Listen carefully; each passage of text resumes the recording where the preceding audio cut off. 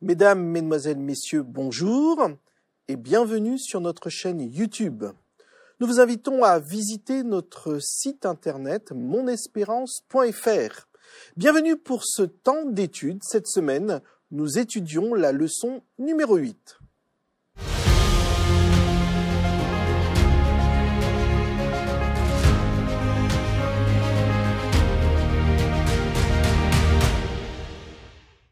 L'étude de cette semaine a pour titre « L'Alliance au Sinaï ». Et pour la traiter, j'ai la joie d'accueillir le pasteur Jétro Camille. Bonjour Olivier, bonjour Yoran et bonjour tout le monde. Et le pasteur Yoran Dupont. Bonjour à vous. Sans plus tarder, je voudrais que nous puissions invoquer la présence de notre Dieu et je vais demander au pasteur Jétro Camille de prier pour nous. Seigneur notre Dieu, quelle joie de venir nous abreuver à ta source, trouver l'inspiration, trouver les informations, trouver l'édification. Te trouver, toi, Seigneur, c'est ce que nous voulons et te partager au nom de Jésus-Christ. Amen. Amen. Alors, nous étudions cette semaine le chapitre 19 du livre de l'Exode. Dieu se révèle au peuple d'Israël au mont Sinaï, et ce passage est riche en thèmes comme la sainteté, la peur de Dieu, l'appel au peuple, l'obéissance, mais surtout la relation entre Dieu et l'homme. Parce que Dieu se manifeste avec puissance pour établir une alliance avec eux. Alors je vous invite à prendre ce texte et nous voulons commencer avec les premiers versets. Mais pourquoi Dieu choisit-il de se révéler de manière aussi spectaculaire au mont Sinaï? Pourquoi? Pour ceux qui ont déjà été en montagne, quand on est dans cette atmosphère des sommets des montagnes, on a une impression de quelque chose qui est immuable, quelque chose qui est éternel. Quand on voit ces pierres millénaires, etc. Donc le cadre, je trouve, s'y prête. C'est peut-être pas un hasard que la montagne soit l'endroit où Dieu se révèle dans la Bible. Il y a le contexte, à mon avis, qui joue. Dieu a besoin que nous consentions à l'accueillir. Et il parle de tellement de manières différentes. Parfois, il parle dans un murmure doux et léger. Parfois, il parle avec force, avec puissance. Non pas tant pour lui exprimer quelque chose, mais pour que nous soyons capables d'entendre. Et donc, il y a des moments en particulier, ce peuple qui est un peuple en perte de repère, un peuple qui a été assujetti aux dieux et à la culture égyptienne, au pharaon égyptien, il a besoin, à ce moment-là, de voir le Dieu qui l'a délivré dans toute sa puissance. C'est parce que le peuple a besoin. Le peuple a besoin. Alors, je vous invite à prendre vos Bibles dans Exode chapitre 19, le verset 4 à 6. Ran, tu peux lire? Oui. Vous avez vu vous-même ce que j'ai fait à l'Égypte. Je vous ai porté sur des ailes d'aigle, et je vous ai fait venir à moi. Maintenant, si vous m'écoutez et si vous gardez mon alliance, vous serez mon bien propre parmi tous les peuples, car toute la terre m'appartient. Quant à vous, vous serez pour moi un royaume de prêtres et une nation sainte. Voilà ce que tu diras aux Israélites. Alors, que signifie être un royaume de prêtres et une nation sainte? J'aimerais commencer par un contre-exemple. Un collègue africain, je crois que c'était au Ghana, pas un collègue adventiste, un collègue pasteur, mais pas adventiste, je précise, qui avait atteint, selon ses propres propos, un tel niveau de sainteté qu'il ne devait pas toucher le sol. Et donc, les membres d'église se mettaient à plat ventre pour qu'ils puissent sortir de la chair, et il leur marchait dessus pour aller dans sa voiture. Je ne vous cache pas que ça fait rêver dans un sens, qu'on a un ego un peu fragile, mais la sainteté vue comme cela, c'est tout simplement l'orgueil démesuré et le délire narcissique qui a plongé l'ange de lumière, Lucifer, le porteur de lumière, à devenir le diable, le diviseur, l'accusateur des frères. C'est la même chose. Quand on voit la sainteté comme cela, on est complètement à côté de la plaque. La sainteté, c'est être choisi et se consacrer à être au service de Dieu au travers du service des hommes. Parce que Dieu, est-ce qu'il a vraiment besoin qu'on lui fasse des cultes? Je ne sais pas. Est-ce qu'il a vraiment besoin qu'on lui fasse des prières dithyrambiques ou pleines de larmes? Est-ce que lui a besoin de cela pour se sentir bien dans sa tête? Je ne le crois pas. Nous avons besoin de cela. Et nous avons besoin de prier, nous avons besoin de pleurer à ses pieds, de rire à ses pieds. Et nous avons encore plus besoin d'être au service les uns des autres, ce que signifie la sacrificature et ce que signifie la prêtrise. Donc, je m'en tiens là pour l'instant. Car toute la terre m'appartient. Alors, Oui. je pense à cet autre texte de 1 Pierre chapitre 2, verset 9, qui est très intéressant aussi. Il dit, vous par contre, vous êtes une lignée choisie, un sacerdoce royal, une nation sainte, un peuple que Dieu s'est acquis pour que vous annonciez les hauts faits de celui qui vous a appelé des ténèbres à son étonnante lumière. Vous qui autrefois n'étiez pas un peuple, vous êtes maintenant le peuple de Dieu. Vous qui n'aviez pas obtenu compassion, vous avez maintenant obtenu compassion. Alors la notion de sainteté ici est liée à la notion de témoignage, n'est-ce pas? Se consacrer à Dieu, c'est annoncer, c'est au fait être saint dans ce monde, c'est pour annoncer ce qu'il a fait. Et pas pour dire qu'on est les meilleurs, pour dire qu'on n'était pas, on n'était rien, on n'était pas un peuple. Et maintenant, on est un peuple. Je fais le lien avec Exode 19, hein, d'accord, parce que je suis dans le Nouveau Testament, mais je fais quand même un lien avec Exode 19, ok? Donc tu Vous considères qui que n'aviez l'Église... pas obtenu compassion, vous avez maintenant obtenu compassion. Donc tu considères que l'Église, le peuple de Dieu, hein, pour reprendre Exode, l'Église donc aujourd'hui est toujours un royaume de prêtres? Oui, je crois que Israël a été le peuple de Dieu, consacré, mis à part par Dieu pour accomplir une destinée particulière.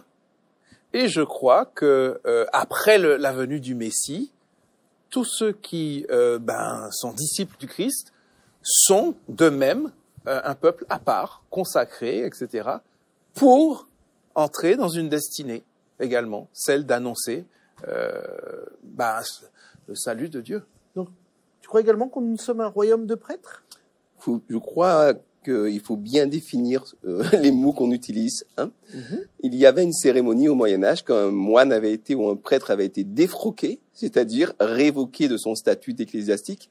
Il y avait une cérémonie de désacralisation. Et donc, on lui, comme il avait eu le pouvoir de consacrer, de faire des sacrements avec ses mains, on lui grattait on lui enlevait un peu de peau des doigts, on lui grattait la peau des doigts pour lui enlever le pouvoir de consacrer. Parce que dans ce système-là, le prêtre est en lui-même supérieur au non-prêtre. C'est un système strictement hiérarchique en termes et de valeur et de qualité et de capacité. C'est un système magique que je qualifierais plus sérieusement de satanique. Parce que le prêtre par excellence, notre prêtre à tous, Jésus-Christ, quand il est venu, il n'est pas venu nous démontrer une supériorité ontologique, il est venu nous servir. Et parce qu'il s'est abaissé jusqu'à être humain. Et puisqu'il s'est abaissé encore plus bas en acceptant la mort, et la mort infâme de la croix, nous dira l'apôtre Paul aux Philippiens, eh bien son nom a été surélevé, c'est-à-dire qu'il était reconnu comme étant encore plus Dieu, si j'ose dire, si c'était possible, mais par nos yeux à nous. Ce qui veut dire que être une nation de prêtres, être une nation de serviteurs, oh oui, nous sommes appelés à ça, dans le sens du serviteur. Le serviteur, mais le serviteur qui se soucie de celui qui sert, celui qui a vraiment le soin, le fardeau des âmes, et celui d'amener un petit peu de lumière là où il n'y en a pas. Merci. Je voudrais vous inviter à prendre vos Bibles dans le chapitre 19, mais au verset 10 et 11. Est-ce que tu peux lire pour nous les versets 10 et 11? Et l'Éternel dit à Moïse, va vers le peuple, sanctifie-les aujourd'hui et demain, qu'ils lavent leurs vêtements. Qu'ils soient prêts pour le 3e jour, car le 3e jour, l'Éternel descendra aux yeux de tout le peuple sur la montagne de Sinaï. Merci. Pourquoi Dieu demande-t-il de sanctifier le peuple pendant 3 jours avant de se manifester? Pourquoi? Je fais toujours la même réponse, mais il y a dans l'esprit humain, il y a parfois tellement d'agitation, tellement de pensées, tellement de choses qu'il n'y a plus la place pour ce qui est vraiment important et ce qui est beau, ce que Dieu veut y mettre. Et ce temps n'est pas un temps magique, qui a un effet magique, c'est un temps pendant lequel on va justement mettre de côté tout ce qui nous pollue l'esprit, tout ce qui nous préoccupe, à juste titre ou pas d'ailleurs, pour pouvoir vraiment s'ouvrir à ce que Dieu veut faire dans nos vies. Cela demande quelque part une capacité à faire ce que je qualifierais de silence spirituel. Cela peut passer par un silence physique, mais c'est essentiellement un silence spirituel dans lequel on arrête d'essayer de mettre Dieu dans des cases, dans laquelle on arrête d'essayer de mettre les uns ou les autres dans des moules, mais où on accepte quelque part que son ego soit dissolu pour pouvoir accueillir ce que Dieu veut mettre. Voilà, je suis l'argile, tu es le potier, mais si je bouge dans tous les sens, jamais le potier ne pourra me modeler. Ce temps de sanctification, permet à l'esprit de se disposer pour être modelé par Dieu lui-même. C'est une forme de préparation spirituelle. Absolument. La mise en condition, j'ajouterais que c'est aussi une prise de conscience de ce que je suis et de la distance qui m'éloigne de Dieu. Un peu comme Ésaïe au chapitre 6 de son livre qui dit « Malheur à moi, je suis un pécheur, qu'est-ce que je fais là ?» Voilà, le peuple a besoin, on se met pas comme ça en présence de Dieu. Ah, c'est intéressant ça. Ça veut dire qu'il y a donc nécessité d'une préparation pour être en présence de Dieu. Alors comment le vivre pratiquement lorsqu'on se rend à l'église et que l'on veut chercher cette présence de Dieu? Est-ce que ça nécessite une préparation? Eh bien, par exemple, dans nos services de culte, en principe, ils sont construits d'après cette logique, d'une certaine manière. Hein. On a un temps de repentance, n'est-ce pas? On a un appel à l'adoration. Il faut que tout ça fasse sens, hein, parce qu'on est habitué, etc. Mais il faut que tout ça fasse sens. Hein. L'appel à l'adoration, c'est cette espèce de convocation. Il faut imaginer un chauffard qui sonne, n'est-ce pas, une trompe qui sonne, et je suis convoqué en présence de Dieu. Ensuite, il y a un temps de repentance. L'idée, c'est que je prenne conscience de qui je suis, etc. Bref. Mais cette préparation ne doit pas se faire en amont, avant d'arriver au lieu? Mais parce que là, il demandait 3 jours, oui. C'est en même temps. C'est-à-dire que le culte que nous offrons à Dieu le samedi, c'est en même temps un sommet et c'est en même temps un plancher. C'est un sommet en ce sens que pendant la semaine, nous avons une vie spirituelle. On n'a pas une vie spirituelle seulement le samedi, de 10h à midi. On a une vie spirituelle qui se construit et quelque part, le sabbat vient être comme un sommet, comme un couronnement de la vie spirituelle que nous avons vécue et des bénédictions que Dieu nous a octroyées. Mais il arrive que pendant la semaine également, nous ayons des semaines compliquées, la tête pleine de bruit. Et dans ce cas-là, le culte que nous offrons à Dieu, c'est peut-être le plancher, le socle à partir duquel nous allons pouvoir commencer à remonter et rayonner autour de nous. Donc Dieu, c'est en même temps notre plancher, notre socle. Il faut qu'on m'entende bien. Hein. C'est vraiment celui sur lequel on peut s'appuyer, pour rebondir. Et c'est en même temps le couronnement. Donc Dieu est notre tout et le culte que nous rendons signifie cela. Oui, tout à fait. Tout à fait. Ça a été bien dit.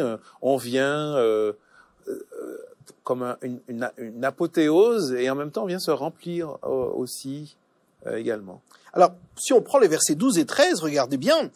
Vous pouvez les lire, les versets 12 et 13 d'Exode 19. Alors, verset 12. Tu fixeras au peuple des limites tout autour en disant, gardez-vous de monter dans la montagne ou d'en toucher le bord. Quiconque touchera la montagne sera mis à mort. Celui-là, on ne portera pas la main sur lui, mais on le lapidera, ou bien on le criblera de flèches. Que ce soit une bête ou un homme, il ne restera pas en vie. Alors j'ai compris qu'il fallait se préparer spirituellement pour rencontrer Dieu. Je termine juste, pardon. Oui. Quand la corne du bélier retentira, ceux-ci monteront donc dans la montagne. Mais justement, parce que là il y a quelque chose qui est peut-être étrange. Pourquoi est-ce que Dieu interdit-il au peuple de toucher la montagne? Pourquoi? Alors je trouve très intéressante cette question parce que au final, il y va y avoir par la suite des sacrificateurs qui vont toucher l'arche de l'Alliance, le temple, qui vont manipuler les objets. Seulement, il y a un temps pour tout. Il y a un temps où le peuple a besoin de comprendre ce que c'est que la sainteté de Dieu, et en particulier en venant d'un univers, l'Égypte, dans lequel on manipule les dieux, on les fabrique. hein, avec un burin, un marteau, de l'acier qu'on fait fondre, on fabrique des divinités, en veux-tu, en voilà. Alors tu parles de sainteté parce que la montagne est devenue sainte de par la présence de Dieu, c'est cela? La sainteté réside en Dieu lui-même. Ok. Donc Dieu est omniprésent. Il faut chercher la sainteté dans le rôle, dans l'utilité spirituelle que va avoir tel ou tel symbole ou telle loi que Dieu va donner. La montagne n'a jamais été sainte en elle-même, elle n'a jamais changé en elle-même. C'est la présence de Dieu qui est sainte. Voilà. Et la montagne n'a jamais été plus sainte aux yeux de Dieu. Les rochers n'ont jamais été plus saints que le peuple qui s'efforçait de sauver et d'éduquer. Et c'est précisément parce que Dieu s'efforce d'éduquer ce peuple qu'il maintient des limites, des zones, et qu'il, quelque part, montre, comme il le dit lui-même dans le prophète Jérémie, qu'il est un Dieu de près, mais qu'il est aussi un Dieu de loin, un Dieu qu'il convient de révérer, un Dieu avec lequel il convient d'avoir le Dieu très haut, avec lequel il faut avoir une certaine révérence. Pourquoi? Parce que, comme je l'ai dit dans une précédente étude, le cerveau humain, il recombine Dieu comme il veut, il recombine le monde comme il veut, et trop souvent les êtres humains ont fait de Dieu un Dieu de poche, qu'on instrumentalise et qu'on brandit, et au nom duquel on fait ce qu'on a envie de faire en réalité.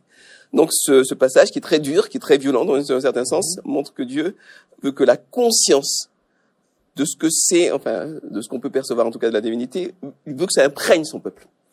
Oui, voilà, il y a cette notion de sainteté, de séparation entre ce qui est, disons, anodin, banal, et ce qui n'est pas anodin, et ce qui n'est pas banal. Je vais pas redire ce qu'il a dit, je prends d'autres exemples. Par exemple, mais toucher la montagne signifie profaner Dieu? C'est pas le fait physiquement de toucher la montagne, c'est pas ça. C'est cette marque de respect, je montre que j'ai conscience, qu'il y a bien une différence entre Dieu et moi, et je le montre comme ça.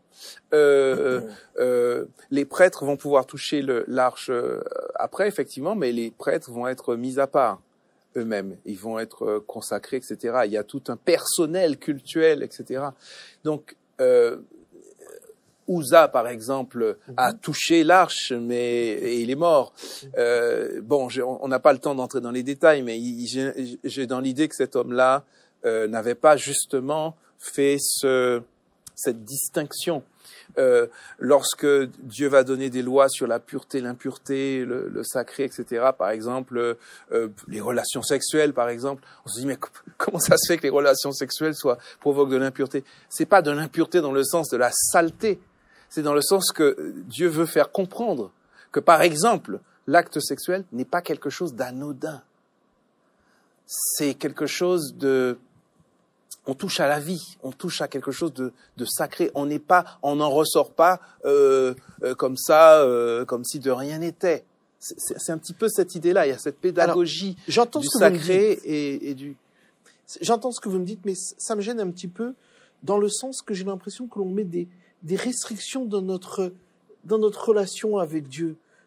Moi, j'aime cette idée d'un Dieu de proximité, et puis là, j'ai l'impression que non, c'est un Dieu saint, et on peut pas faire n'importe quoi. Comment exprimer cela à ceux qui cherchent Dieu et qui ont besoin d'être en contact avec Dieu? Cet équilibre. Je crois que je peux d'autant plus vivre cette profondeur et cette intimité avec Dieu lorsque j'ai vraiment pris conscience de qui il est.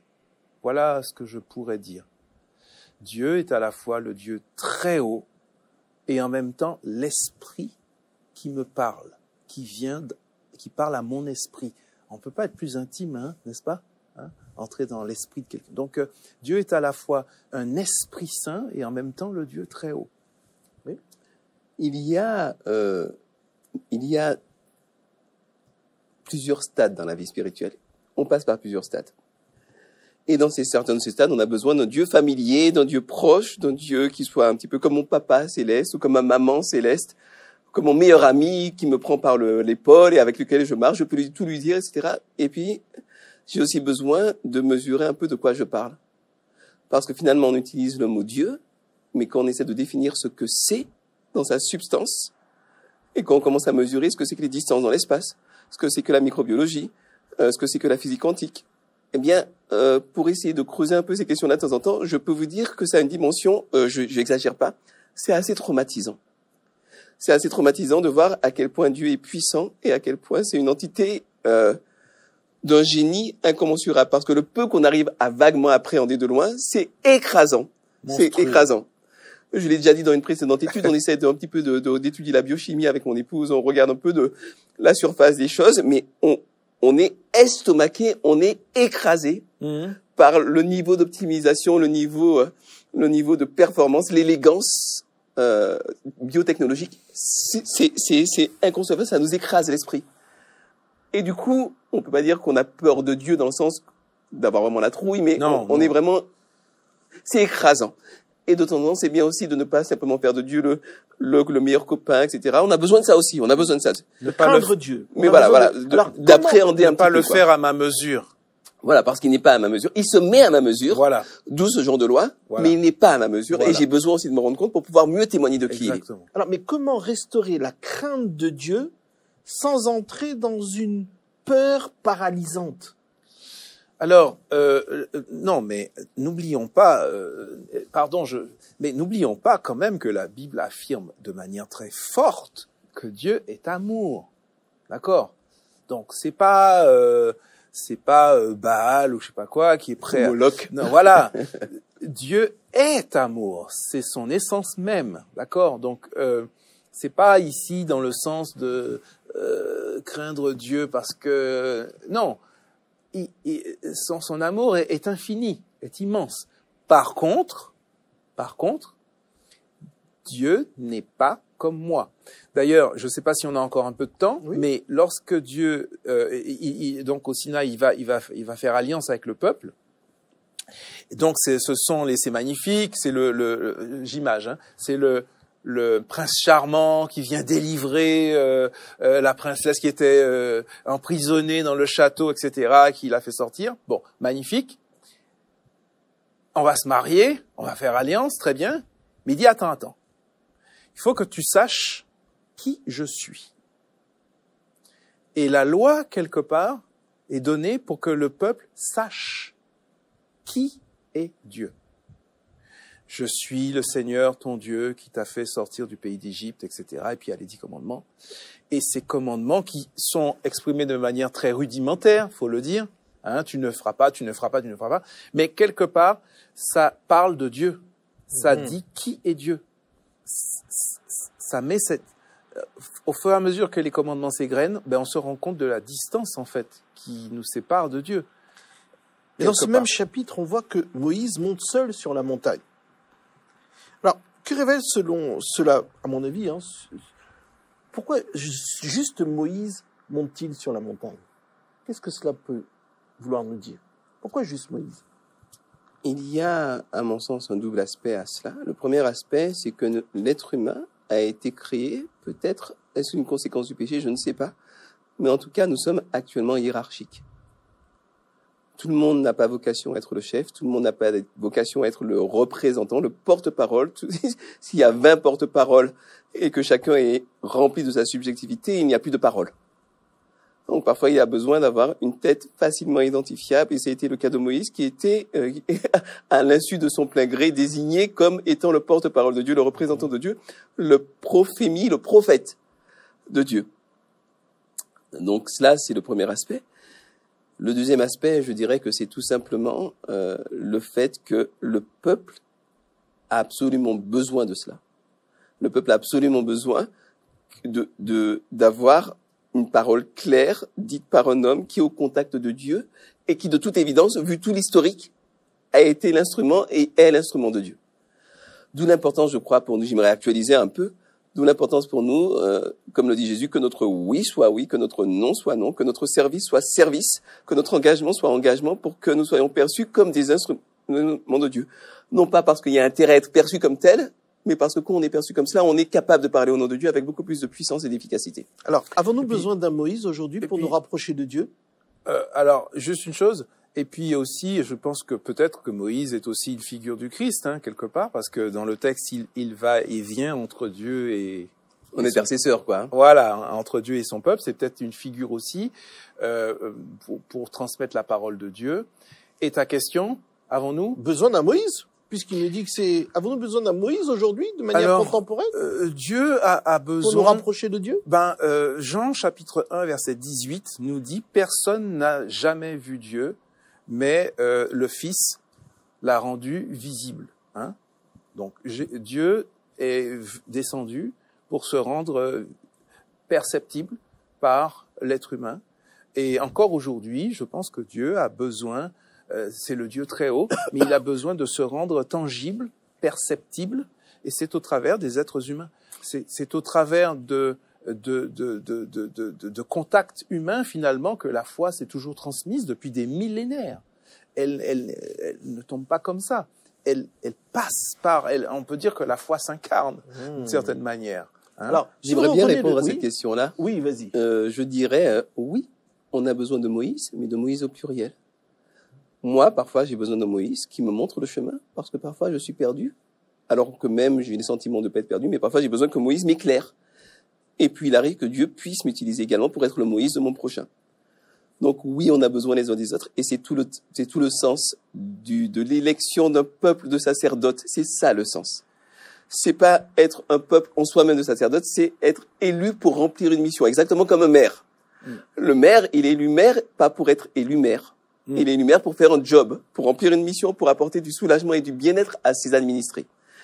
Nous sommes, et nous le croyons, nous les adventistes, nous sommes le peuple de Dieu, mais nous ne sommes pas le peuple de Dieu pour être le peuple de Dieu. On a été choisi pour un job, et c'est beaucoup plus responsabilisant, et on est beaucoup moins dans la gloriole, dans l'auto-justification, donc on a conscience que finalement, il y a un boulot à faire, et que ce boulot, il demande vraiment l'Esprit du Christ pour être réalisé, parce que quelque part, il est au-delà de notre capacité. Alors, le peuple va avoir peur, hein, on peut le lire au verset 16, Exode 19, le verset 16, tu peux le lire? Le 3e jour, au matin, il y eut des tonnerres, des éclairs et une épaisse nuée sur la montagne. Le son de la trompette retentit fortement et tout le peuple qui était dans le camp fut saisi d'épouvante. Alors justement, on l'a vu tout à l'heure, hein, la peur de Dieu et la crainte révérentielle. Qu'est-ce que l'on peut dire encore à nos auditeurs pour qu'on puisse craindre Dieu et ne pas avoir peur de Dieu? Est-ce que l'on peut essayer de faire cette différence? Alors, le problème, c'est la polysémie des mots, évidemment. La crainte peut, dans le contexte biblique, évoquer la peur, hein, la panique, la trouille, comme on dirait en argot. Mais ça peut également parler du sentiment, quelque part, de vertige profond, de révérence qui te saisit profondément quand tu contemples je ne parle même pas de Dieu. Rien que les œuvres de Dieu sont assez sidérantes. Et quand on s'empare un petit peu de l'idée également de ce Dieu d'amour qui a été jusqu'à donner sa vie, quelque part, ça inspire une forme de crainte révérencieuse. C'est très différent de la peur. Les religieux ont manipulé la peur et ont promu une figure de Dieu qui était une figure terrifiante. Le jugement dernier, les flammes de l'enfer, un Dieu qui était capable de te torturer ou te faire torturer. Pendant l'éternité, on a promu une image qui faisait vraiment peur aux gens pour les assujettir, pour les exploiter. Dieu ne veut exploiter personne, Dieu ne veut écraser personne. Il veut simplement que l'être humain soit toujours plus près de là où il aurait dû être, c'est-à-dire, in fine, selon l'apôtre Pierre, participant de la nature divine. C'est-à-dire que le Dieu qu'on nous appelle à révérer, c'est un Dieu et à craindre. C'est un Dieu qui veut qu'on participe de sa vision, de son projet. C'est pas du tout un Dieu qui veut nous écraser par la peur ou par la crainte. Ça n'a rien à voir avec ça. C'est vraiment quelqu'un qui veut nous élever et qui fait de nous ses enfants, des princes et des princesses du royaume. Merci. J'abonde dans ce sens. J'ai une définition de la crainte dans ma Bible. C'est pas le texte biblique, c'est un commentaire. Je trouve qu'elle est intéressante. Je peux la lire? Oui. La notion de crainte de Dieu dénote, pour la foi, la profondeur du sentiment et des convictions, le sérieux de la pratique, le principe même de l'obéissance. L'objet de la crainte est celui dont tout dépend et auquel tout se rapporte, dont la pensée impressionne et motive plus que tout autre. Craindre Dieu signifie que toute autre considération ou toute autre crainte doit s'effacer devant lui. Amen. Je trouve ça très bien. Merci pour cela. Nous avons vu donc qu'ils ont fait l'expérience de la présence de Dieu. Et je voudrais vous inviter à faire cette expérience, l'expérience de la présence de Dieu. Qu'il en soit ainsi dans vos vies, que Dieu vous garde. Merci messieurs. Merci. Et puis à bientôt. Merci. À bientôt.